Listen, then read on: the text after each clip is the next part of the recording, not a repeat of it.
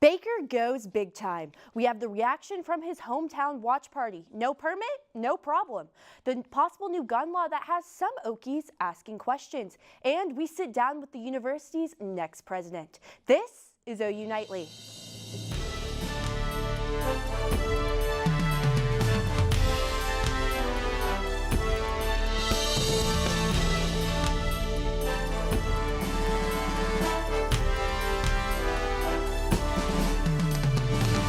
Hello, thanks for joining OU Nightly. I'm Katelyn Howard. And I'm Cheyenne Plummer. OU's very own Heisman Trophy winner is living the dream today after being selected #1 in the NFL Draft.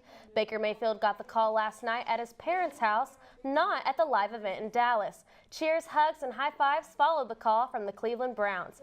OU Nightly's Reagan Ledbetter has followed Baker's entire career at OU and joins us with the big moment. Oh, what a night it was in Baker Mayfield's household down in Austin, Texas. The draft was last night in Dallas, and it did not take long to hear Baker's name. Select Baker Mayfield. Wow. From walk-on to Heisman winner to top pick in the NFL draft, the 23-year-old is no stranger to adversity and now is faced with another challenge, turning around the 0-16 Cleveland Browns. Now Sooner Nation has to support a player wearing orange. But coming up in just 15 minutes on Big Friday Sports, you'll get to hear exactly what Baker had to say about his new home. Thanks, Reagan. Some members of the Oklahoma Education Association are ready to take action against their own leaders. The move comes after the 2-week-long teacher walkout earlier this month. According to a social media post, OEA delegates are circulating a petition to impeach President Alicia Priest and the vice president. Many teachers say they are upset about the way the walkout was ended by the OEA. Impeachment proceedings cannot be held unless 15% of members sign a petition. At this time, the group is still gathering signatures. No gun permit? No problem. That may be the policy in Oklahoma. The constitutional carry bill becomes law. The Oklahoma House passed the proposal yesterday. If it becomes law, Oklahomans over 21 would be able to carry guns without having a permit. Norman gun dealers say it will be business as usual for them no matter what. We're going to continue to do business as normal. You may see some people choose an alternative to getting a concealed carry, but I don't think it really will have as much of effect as people like to say, as people would think there is. The bill still needs to be heard by the Senate. It is a history-making day in Korea. Brooke Murski is following this developing story from the News Center. Brooke? Yes, North and South Korean leaders are undergoing processes to denuclearize the Korean peninsula and formally end the Korean War.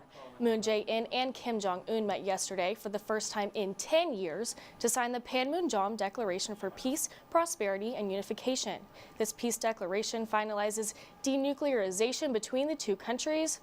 It also promises for Kim and Moon to bring an end to formal conflict. Although there are high hopes for an official end to the Korean War, after 65 years of hostility, any final peace deal requires cooperation from both China and the United States. And in our nation's capital, the House chaplain is stepping down, but no one seems to know why.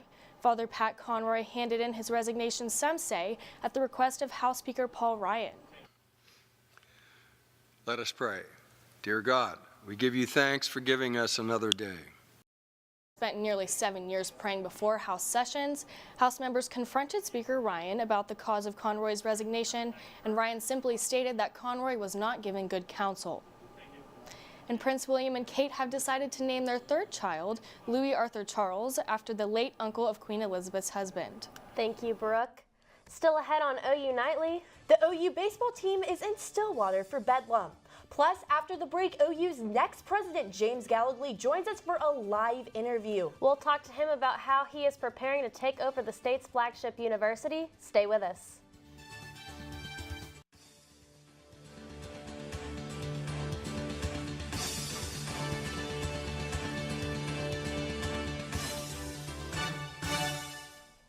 Just more than 7 months ago, University of Oklahoma President David Board announced plans to retire after leading the university for nearly 23 years. And after a nationwide search, last month the Board of Regents announced James Gallagly will replace Boren as the university's 14th president.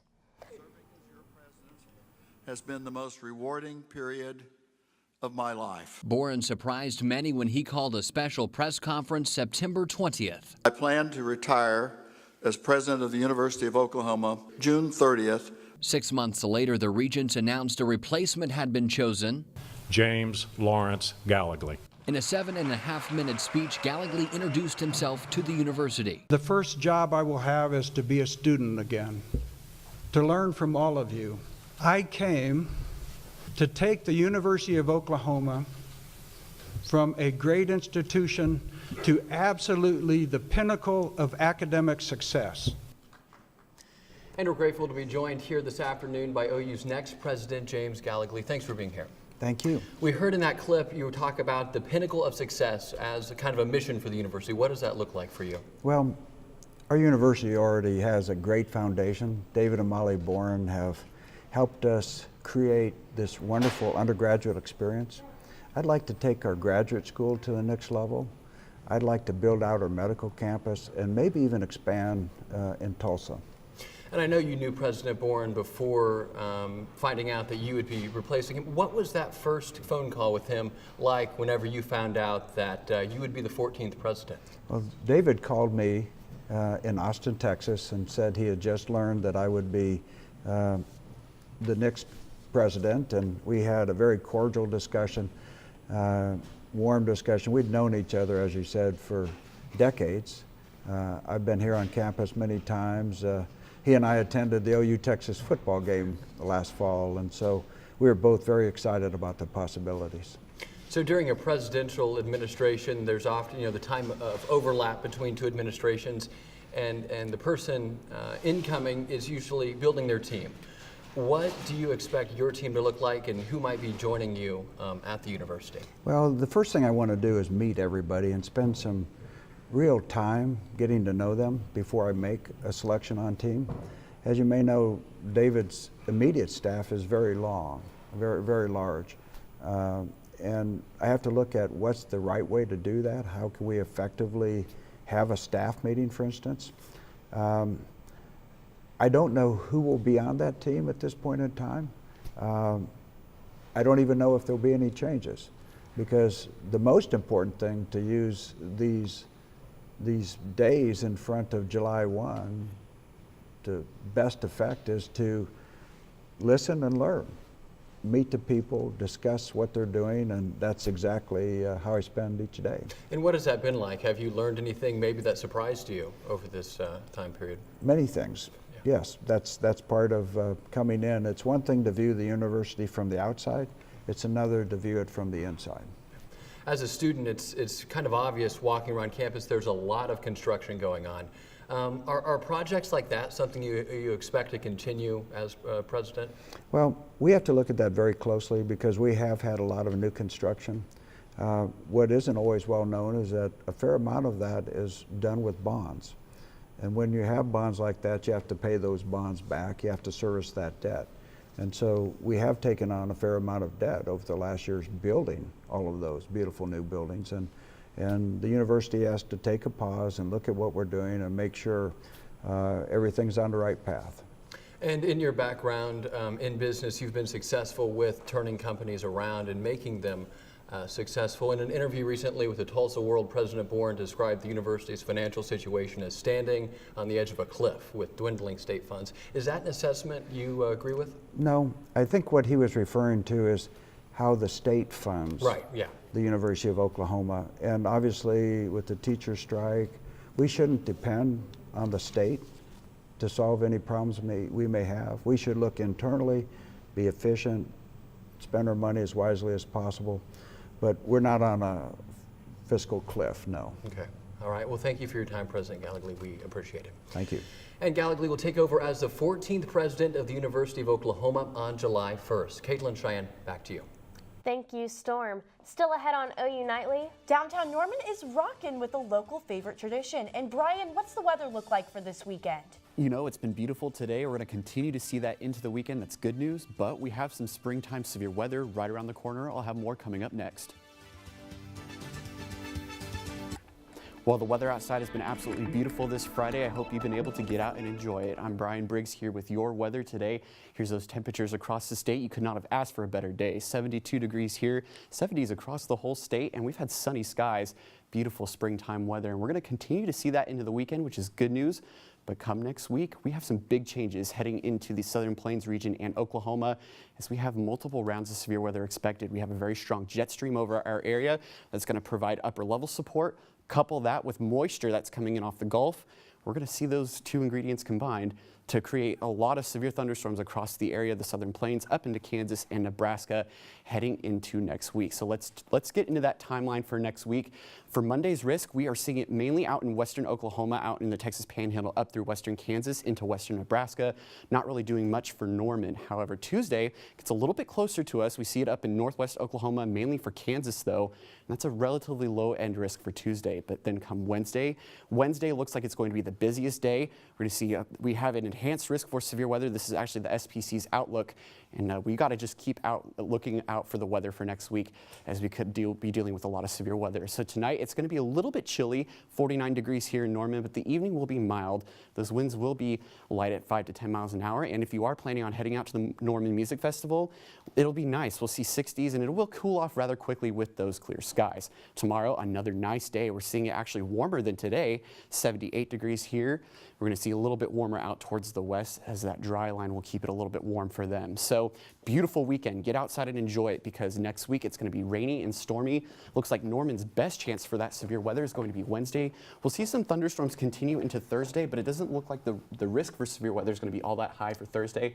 And then we kind of balance out towards the end of next week. So, you know, if you are planning on heading out to the festival, it's going to be nice, really, really nice weather. Yeah, I'm going tonight, so I'm glad to hear that the weather's going to be pretty good to enjoy music too. Oh yeah, that's awesome. You know, you can get out and just relax and have some, you know, free time and nice weather. Yeah, definitely. Instead of the kind of yo-yoing that we have been doing with the cold and the super warm. And you know, and now severe weather. Thank goodness it's holding off until next week. Mm-hmm. Awesome. And music and people filled Norman's main street last night for the first day of the Norman Music Festival. Bars and restaurants hosted bands, and some even played on the streets. The party lasts until 2 in the morning, when the last performer wraps up their set. Some performers live in Norman, but the lineup includes artists from across the country. I mean, it's nice to be on a lineup with some band that might blow up. Like, you could say, hey, I played in the same festival as them. Being from Norman, I grew up going to, and now I play it every year. The festival continues tonight and goes through tomorrow night. It's free to the public. And like I was telling Brian, I'm going tonight, and I'm really excited to hear some good music. I wish I could. I have to work, but I hear it's going to be really awesome. To send you some videos. Okay, thank you. Thanks for watching OU Nightly this Friday night. Big Friday Sports is up next. Our sports team has the inside scoop on what's happening in the world of sports. Kenneth Adair is here with more. Thank you, guys. Today on Big Friday Sports, more Sooners are playing the waiting game as round 2 of the NFL Draft starts tonight. Plus, we'll preview the Thunder's big game tonight. Get ready, because sports is coming.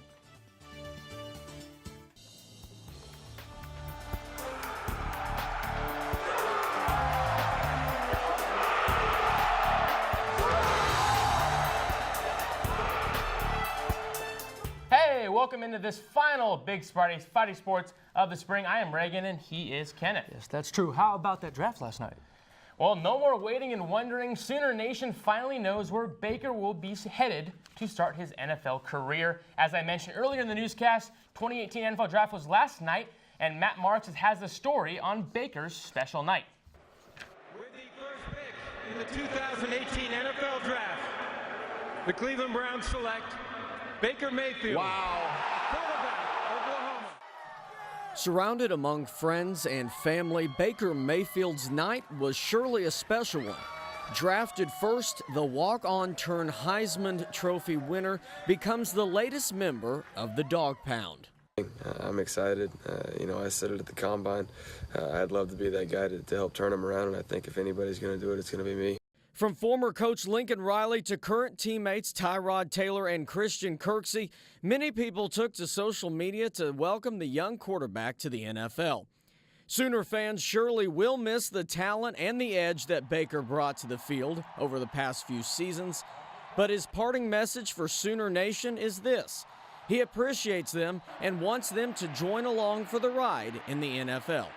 Love you guys. Appreciate your support. I'm sorry you now have to wear orange, but we're all going to go through it together because we're a part of the dog pound now. Now Mayfield joins a Browns squad that in the last 2 seasons have only produced 1 win and have used a combined 6 quarterbacks. It's Baker Mayfield's turn to show that he is the one to stick around. Matt Marks, Big Friday Sports. Mayfield was one of 4 quarterbacks chosen in the top 10, the first time that has happened in the draft era. And there are still 4 Sooners awaiting their names to be called in the NFL draft. Left tackle Orlando Brown, who could be a great fit for many teams in the NFL. Obo Okoronkwo had an explosive senior season and could definitely be a dynamic player for a team needing a pass rusher. Steven Parker is probably the one many analysts are weary about, but can definitely make an impact wherever he goes. And Mark Andrews, who I believe, Reagan, is the best tight end in the draft, is a guy that has a great deal of size combined with a tremendous athletic ability. Yeah, I think Mark Andrews is a guy who could step right into a team like the Cowboys even. I see him as a guy going off the board tonight. Obo as well, an electric guy off the end. What do you think? Well, I know a lot of analysts wanted the Browns to take Chubb for a defensive end position, but I think Obo could be that guy that also makes an impact alongside Garrett. Good call, good call. Well, an NFL and Dallas Cowboys legend may be hanging up his cleats. Tight end Jason Witten has said he is planning to retire after 15 years in the NFL. But don't worry, Cowboys fans, he won't be very far away from the game. He plans to join the ESPN Monday Night Football broadcast as a lead analyst. Witten does plan to meet with team owner Jerry Jones today before making his final decision. And Bedlam is back this weekend, but in baseball style. Number 18, Oklahoma will take on the 17th-ranked Cowboys, and our own Collin Kennedy has already touched base in Stillwater with a pregame update. Thanks, guys. I'm here at Reynolds Stadium in Stillwater, Oklahoma, where very soon Bedlam baseball is about to begin. It's featuring the number 18 Oklahoma Sooners taking on the number 17th ranked Oklahoma State Cowboys. And guys, this is going to be a whole lot of fun. My player to watch, I think it's pretty obvious. Steele Walker, right? I mean, this guy's hitting .373 and .456 within 14 conference games. At 11 home runs and 44 RBIs to those numbers, he's got to be the star for the Sooners. All right, to wrap things up, my series prediction, I think the Sooners get 2 out of 3. I think they get one tonight here in Stillwater, and then when this series moves to Tulsa the next 2 days, I think the Sooners get 1 out of the 2, get the series win, and build more momentum within the Big 12 Conference. Guys, that's all I've got. I can't wait for it, so I'm going to send it back to you. Good work, Collin. From one rivalry to another, the OU softball team welcomes the rival from south of the Red River. Patty Gasso and the Sooners welcome in the Texas Longhorns for a 3-game series starting tonight at 6:30 at Marita Hines Field. OU heads into the weekend at 41-3 and an even better 12-0 in the Big 12. The Sooners swept Texas in 2015, 2016, and 2017. And going to another rivalry, men's tennis is advancing to the semifinals to take on the Longhorns in a Red River battle. And the women's team will match up with Oklahoma State tonight in the second round. Still to come on Big Friday Sports, 3 Game 6s tonight in the NBA, and Game 1s of the second round in the NHL playoffs took off last night. So stick around because we're coming back soon. Welcome back. The Thunder head out west to the scenic Salt Lake City for Game 6 against the Jazz tonight. Russ and the Thunder were face-to-face with elimination Wednesday night at the Peak, down 25 in the third quarter. A 45-point night for Russell Westbrook propelled the Thunder to a comeback win and to stay alive. The Jazz won games 3 and 4 in Salt Lake City by a combined 30 points. The game tips off tonight at 9:30 Central. And other Game 6s tonight feature the Toronto Raptors going up against the Wizards out in Washington, and LeBron James and the Cavs head to Indiana to face the Pacers.